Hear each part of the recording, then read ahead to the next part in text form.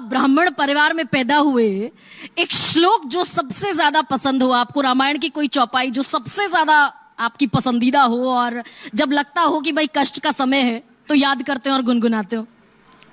देखिए, मैं श्लोक तो बहुत सारे हैं, अगर आप वैसे कहें तो ऋग्वेद के प्रथम मंडल का जो प्रथम श्लोक है या श्लोक क्या मंत्र है वो है ओम अग्निमीड़े पुरोहितम यज्ञस्य देवम मृत्युजम होतारम रत्न घातमम। वो हर व्यक्ति को, हर हिंदू को जरूर पता होना चाहिए। और वैसे मैं कहूं तो इस समय का एक प्रसंग है, इसलिए उसको आवश्यकता है। देखिए, कुंभ चल रहा है। अब ये कुंभ क्या है? कुंभ जो है ग्रहों की गति के आधार पे होता है, जुपिटर की साइकिल पे। 12 साल में एक बार कुंभ इसलिए होता है कि 12 साल बाद जुपिटर वहीं पे आता है। हमने बृहस्पति की साइकिल क्यों चुनी?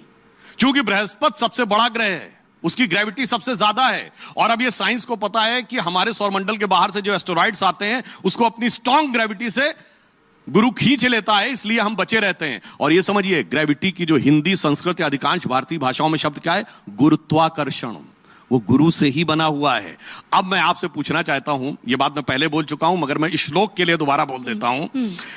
देखिए, जो हमारे हफ्तों के नाम हैं, संडे के बाद मंडे, मंडे के बाद ट्यूसडे, ट्यूसडे के बाद वेडनेसडे क्यों आता है? और ये पूरी दुनिया मानती है, अकेले हम नहीं मान रहे। आप ये बताइए, संडे सबसे पहले आना चाहिए, समझ में आता है, सूर्य सबसे बड़ा ग्रह।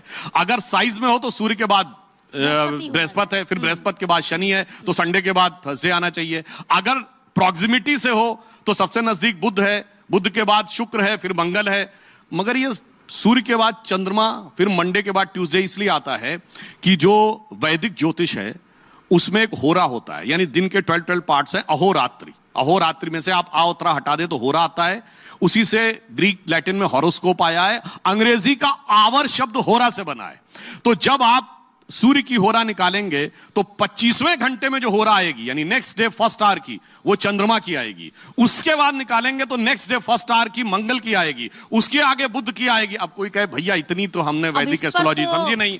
अब ये श्लोक रोज हम सब पूजा में पढ़े हैं। ग्रहों की शांति के लिए जब पंडित जी बोलते हैं, क्या कहते हैं? ब्रह्मा मुरारी त्रिपुरांतकारी। अब सीक्वेंस पे ध्यान दीजिएगा। भानु शशि भूमि सुतो बुधश्च गुरुश्च शुक्र शनि राहु केतु सर्वे ग्रहा शांति करो भवन्तु। सबसे पहले क्या है? भानु, शशि, मंडे, भूमि सुत, मंगल, बुधश्च, बुध, गुरु, शुक्र, शनि। इसीलिए हम कहना चाहते हैं मेरे भाई, हम जगत गुरु थे नहीं। अभी भी दुनिया हमारा ही सीक्वेंस पालन कर रही है, मगर आज गुलामी की मानसिकता ऐसे दिमाग में भरी हुई है कि अभी भी सोशल मीडिया पे 10 लोग कूद पड़ेंगे। नहीं नहीं नहीं, हमारे अच्छा नहीं था, कुछ भी अच्छा नहीं था, कैसे कह दिया, हम तो बड़े खराब थे, बड़े अनसाइंटिफिक थे, बड़े बैकवर्ड थे। इसीलिए हम ये कहना चाहते हैं कि धारा प्रवाह बोलने वाले one of the handful spokesperson. उसका कारण यह है कि उनके दिमाग में एम फैक्टर घुसा हुआ है। एम फैक्टर क्या है? एम फैक्टर सर, सुनिए, वो मैकाले, अब सुनिए Macaulay mindset of 19th century, Marxist mindset of 20th century.